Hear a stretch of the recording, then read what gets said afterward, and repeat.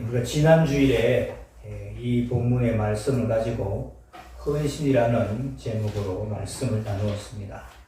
하나님께서 세계가 다 내게 속했다. 다른 말로는 세계가 다 내 것이다.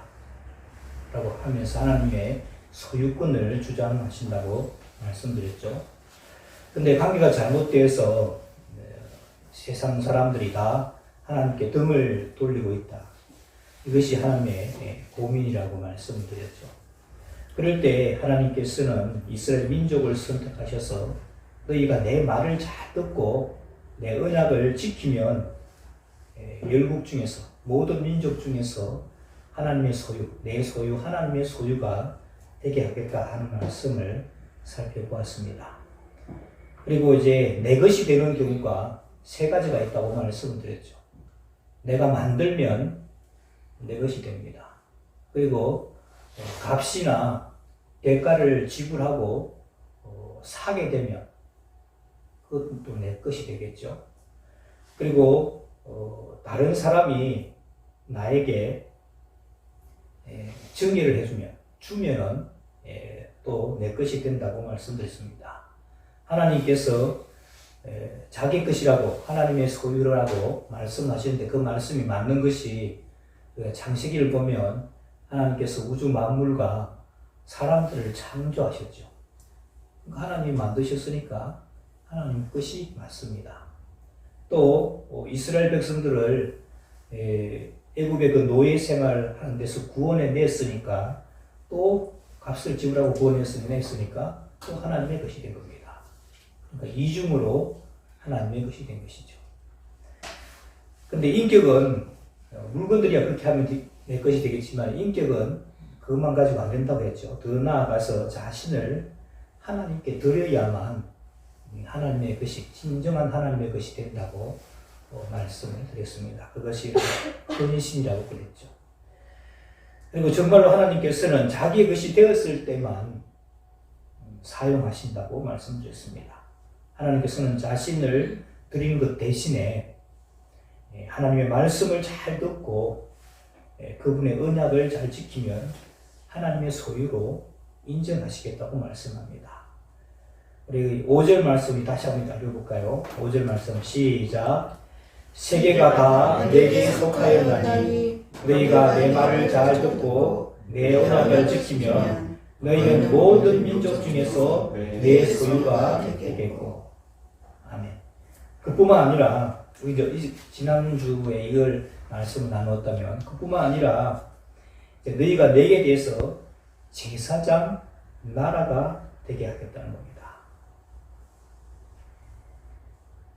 너희가 내 말을 잘 듣고 언약을 지키면 열국 중에서 모든 민족 중에서 하나님의 소유가 되겠고 내게 대해서 제사장 나라가 될 것이다. 이 말씀은 이스라엘 백성들을 향해서 하나님의 엄청난 계획에 담겨져 있는 말씀입니다. 이스라엘 백성들 중에서 다른 민족 중에서 제사장 나라로 삼겠다는 말이죠. 어떻게 할 때? 하나님의 말씀을 잘 듣고 그분이 주신 그 언약, 약속의 말씀을 잘 지킬 때, 이스라엘 백성이 하나님의 말씀을 잘 듣고 그 언약을 지킬 때 하나님의 소유가 되고 온 열국의 제사장나라로 삼아진다는 이 말씀은 굉장히 중요한 말씀입니다. 구약 성경 전체에 축이 되는 말씀이기도 합니다. 그러니까 모든 구약의 그 말씀들이 여기에 다 걸려 있습니다. 하지만 이스라엘 백성들은 하나님의 말씀의 이 참 의미를 깨닫지 못했습니다. 주보 사이에 간지 보시면 이런 거룩한 제사장 있죠. 이 그림을 넣어놨는데 하나님의 손이 커서 모든 세계가 다 하나님의 것이라는 겁니다. 여기 보면 바벨론, 아수르, 아람, 두로, 모압, 암몬, 에돔, 블레셋, 애굽, 구스, 이스라엘 나라까지 다 모든 게 하나님의 것입니다. 근데 지금 문제는 하나님과 관계가 잘못돼서 등을 지고 있다는 것이죠. 그럴 때 하나님께서 이스라엘 나라를 선택을 하셔서 너희가 내 말을 잘 듣고 내 언약을 지키면 모든 이 열국들 중에서 하나님의 소유가 되고 또 제사장 나라가 되게 해주겠다 하는 겁니다. 제사장 나라가 해주겠다. 여러분, 제사장이라는 사람은 어떤 사람입니까? 제사장은 백성들이 죄를 지었을 때 그 죄를 위해서 기도하고 그들의 잘못과 허물에 대해서 용서를 구하는 사람입니다. 죄 지은 백성이 찾아오면 양이나 염소를 잡고 그 피를 하나님께 드리며 이 백성이 잘못을 저질렀으니 그들이 잘못한 대로 갚지 마시고 용서하여 주옵소서. 그래서 중보하면서 기도해 주는 사람이 제사장입니다. 굳이 오늘날로 말하자면 목사님하고 비슷하다고 할 것입니다. 만약 제사장에게 백성이 죄를 짓고 찾아왔습니다. 그런데 제사장이 그들을 위해서 기도하지 않고 못된 일을 저질렀으니 벌을 받아도 싸다 한다고 한다면 여러분 어떻겠습니까? 하나님께서는 이스라엘 백성을 하나님 자신의 소유로 삼으시고 제사장 나라로 삼으려고 하신 것입니다. 그러니까 여러분, 나라들이 많이 있으면 그 나라들 중에서 제사장의 역할을 하도록 제사장 나라로 세우신 것이죠. 그래서 하나님은 정말 사랑의 하나님이시고 은혜로운 분이신데 사람들이 잘 알지를 못한 겁니다. 그래서 이스라엘 백성들을 선택해서 이스라엘 백성들이 하나님과 잘 지내면 그 모습을 보고 주변에 있는 하나님을 알지 못하는 다른 민족들도 이스라엘 백성들이 섬기시는 하나님이 참 정말 좋은 신이시고 참 신이시구나 하는 것을 보게 하려고 하는 것입니다. 그래서 우리도 엉뚱한 신을 믿었는데 우리도 이제 하나님께로 돌아가자. 참 신에게로 돌아가자. 그렇게 말하며 돌아갈 것을 기대하고 이스라엘 백성들을 선택을 하신 겁니다. 이것은 실제로 하나님께서 이스라엘 백성들의 조상이라고 할 수 있는 아브라함을 선택할 때도 어떤 목적을 가지고 선택하셨는가 하는 것을 잘 보여주고 있습니다. 여러분, 창세기 12장 1절에서 3절 말씀 한번 볼까요? 창세기 12장 1절에서 3절. 여러분, 그 말씀 있죠? 주보사에 간지 있다 넣어놨습니다. 창세기 12장 1절에서 3절 말씀 한 절씩 교독하고 3절 같이 봅니다. 여호와께서 아브라함에게 이르시되 너는 너의 고향과 친척과 아버지의 집을 떠나 내가 내게 보여줄 땅으로 가라. 내가 너로 큰 민족을 이루고 내게 복을 주어 내 이름을 창대하게 하리니 너는 복이 될지라. 너를 축복하는 자에게는 내가 복을 내리고 너를 저주하는 자에게는 내가 저주하리니 땅의 모든 족속이 너로 말미암아 복을 얻을 것이라 하신지라. 아멘. 여기도 보면 우리가 이제 3절을 좀 주목해서 볼 필요가 있습니다. 너를 축복하는 자에게는 내가 복을 내리고 너를 저주하는 자에게는 내가 저주하리니 땅의 모든 족속이 너로 말미암아 복을 얻을 것이니라. 우리가 이제 1절, 2절만 주목을 해서 아브라함이 큰 민족을 이루고 아브라함의 이름을 창대케 하겠고 아브라함이 복을 받게 될 것이다. 이것만 우리가 주목하는 경우가 있는데 3절을 우리가 잘 주목해야 하는 겁니다. 아브라함을 선택하신 목적은 아브라함도 복을 받지만은 아브라함을 통해서 주변에 있는 모든 사람들이 복을 받게 하는 것. 이게 하나님의 아브라함을 선택하신 목적이라고 할 수가 있습니다. 그러나 이스라엘 백성은 하나님의 이런 뜻, 이 아브라함의 자손들인 이스라엘 백성들을 통해서 주변에 있는 사람들이 복을 받고 또 죄를 지었을 때도 죄 용서함을 받게 하는 것, 이런 뜻을 이스라엘 백성들은 전혀 헤아리지 못했습니다. 오히려 하나님이 자기 민족들만 선택하셨고 다른 민족들은 지옥의 땔감처럼 멸망당해야 할 사람들로 그렇게 여겼습니다. 그래서 이스라엘은 주위 나라에 대해서 제사장 나라가 아니라 자기밖에 모르는 그런 민족이 되었습니다. 만약에 제사장 나라라면 다른 민족을 위해서 복을 빌어주고 그들이 잘못을 저질렀을 때 아수르가 저렇게 포악한 짓을 합니다. 주여 불쌍히 여겨주옵소서. 아몬 사람이 죄를 저질렀습니다. 긍휼히 여겨주옵소서. 이렇게 주변에 있는 나라들이 죄를 짓을 때 그들을 위해서 기도하고 중보해 줘야 올바른 제사장 나라의 역할을 하는 것일 겁니다. 그런데 오히려 아수르가 망하게 해주십시오. 또 모압 자손이 벌을 받게 해주십시오. 이런 기도를 하나님께 드렸다는 것이죠.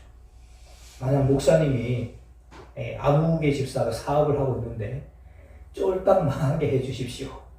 그렇게 기도한다면 이 목사가 아니겠죠.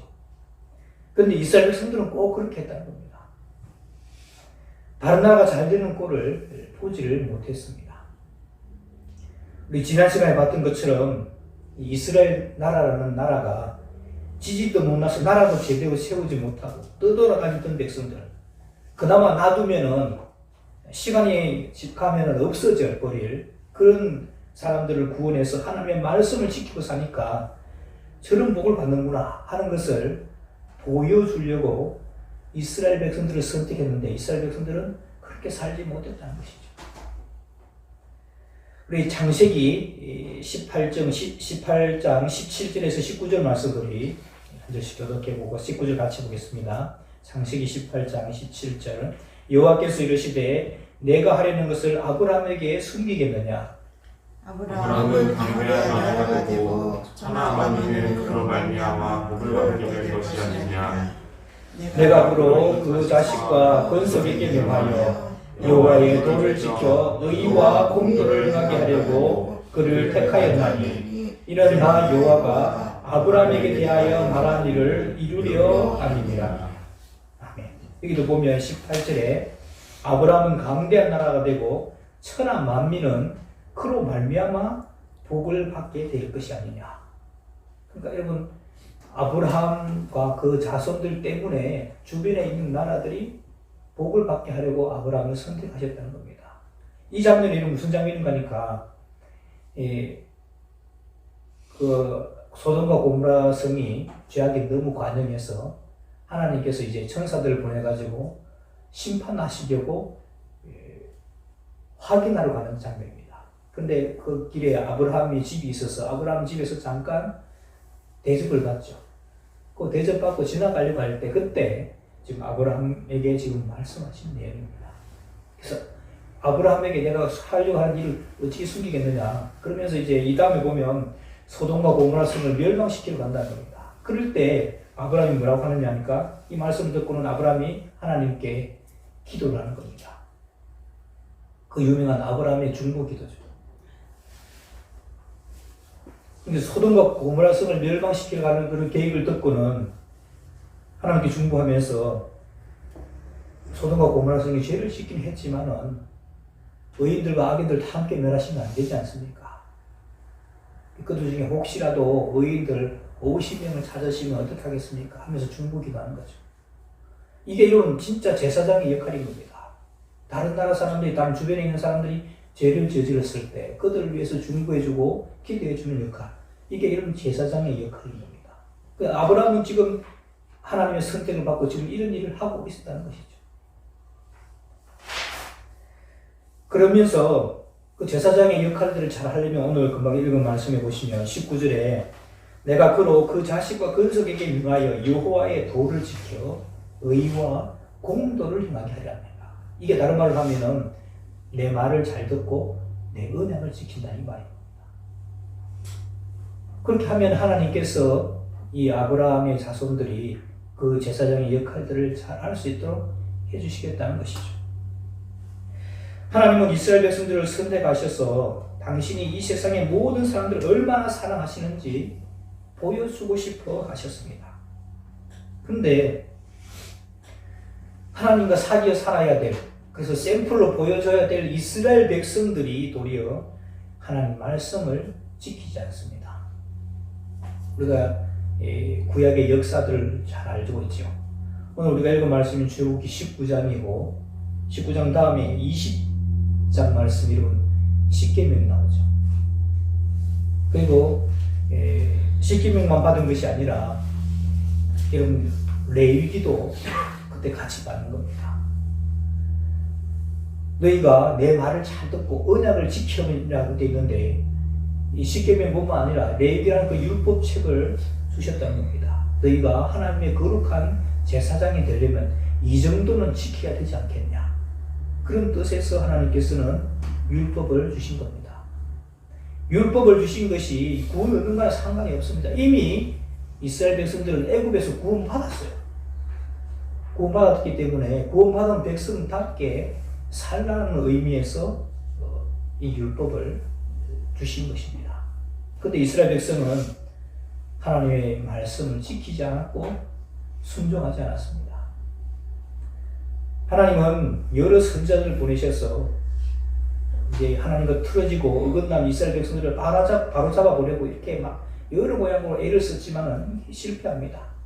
그래도 지금의 유대인들 한번 보십시오. 아직도 여전히 이 이스라엘 사람들은 자기네들만 선택받은 선민이라고 생각하고 있습니다. 그리고 자기네들만 잘난 줄 알고 있죠.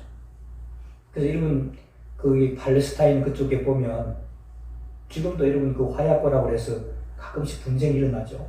그 분쟁 날 때 보면 이스라엘 사람들은 전혀 이 주위권에 있는 나라들 그냥 뭐 어린애들든지 민간인들이 그런 거 구별하지 않습니다. 자기네들이 조금만 어려움 당하고 보복당했다, 뭐 이렇게 테러 당했다 이러면 바로 막 스커트 미사일 쏴버립니다. 민간인이 그런 거 가리잖아요. 이스라엘 나라 사람들은.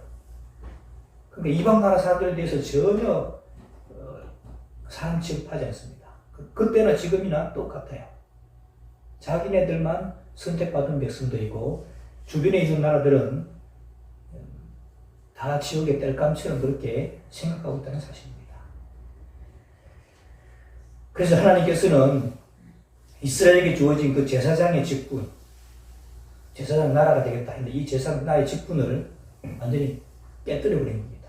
파해버리시고 그걸 다른 데로 옮기셨다는 사실을 깨닫지 못합니다. 그러면 그 제사장의 직분을 어디로 옮겼느냐?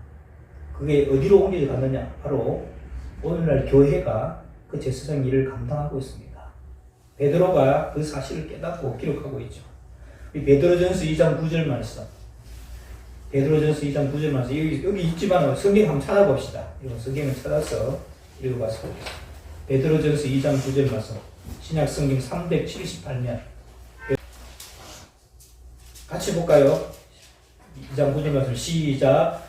그러나 너희는 택하신 족속이요 와 같은 제사장들이요 거룩한 나라요 그의 소유가 된 백성이니 이는 너희를 어두운 데서 불러내어 그의 기이한 빛에 들어가게 하신 이의 아름다운 덕을 선포하게 하려 하시니라. 아멘. 이 말씀에 보면 하나님께서 우리를 제사장으로 거룩한 백성으로 삼으신 목적이 우리를 어두운 데서 불러내어 그의 기이한 빛에 들어가게 하신 이의 아름다운 덕, 그의 기이한 빛에 들어가게 하신 이 그분이 누구죠? 하나님이죠. 하나님의 아름다운 덕을 선전하게, 선포하게 하려고 우리를 거룩한 제사장, 왕같은 제사장, 그의 소유된 백성으로 불렀다는 것입니다.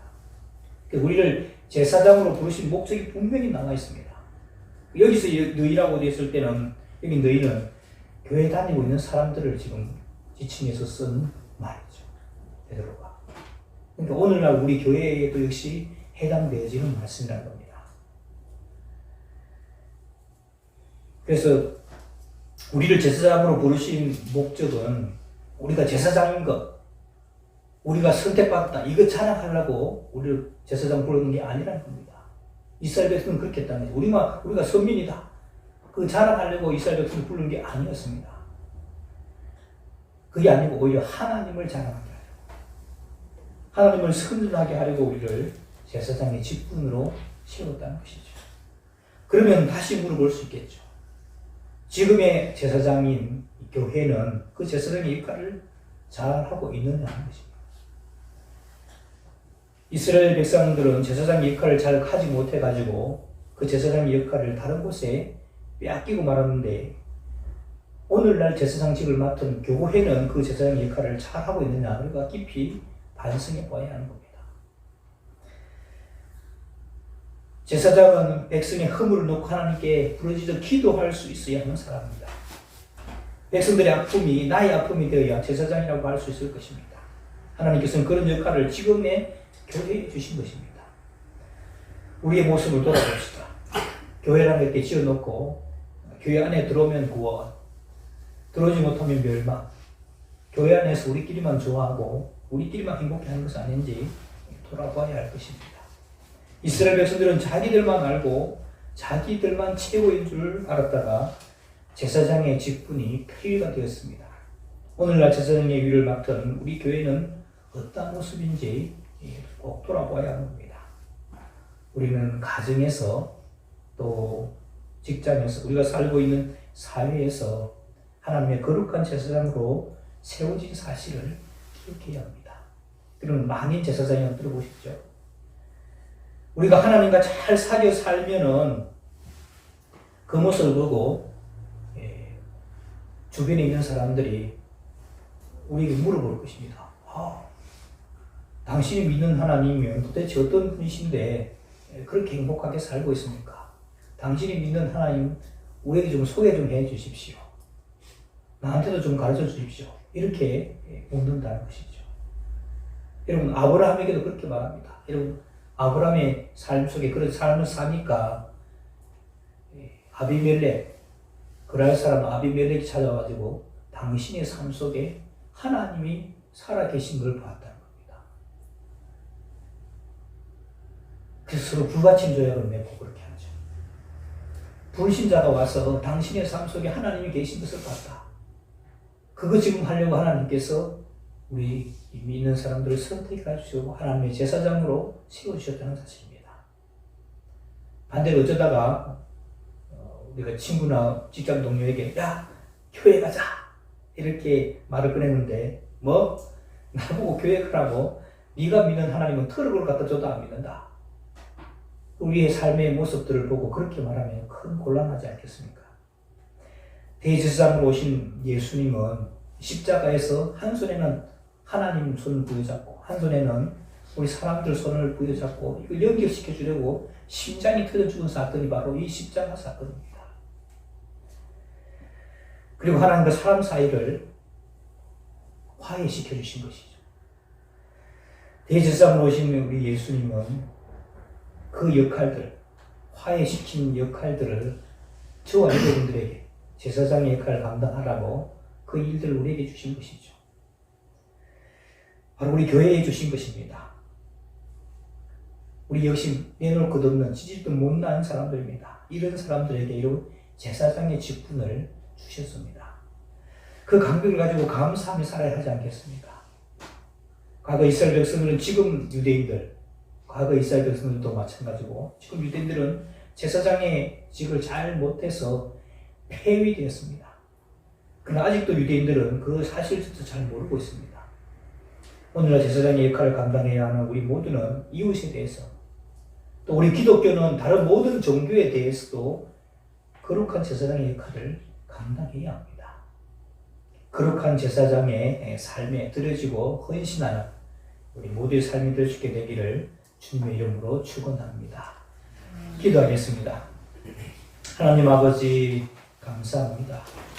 우리가 하나님의 거룩한 제사장으로 세워진 사실을 다시 한 번 더 확인하게 하시니 감사합니다.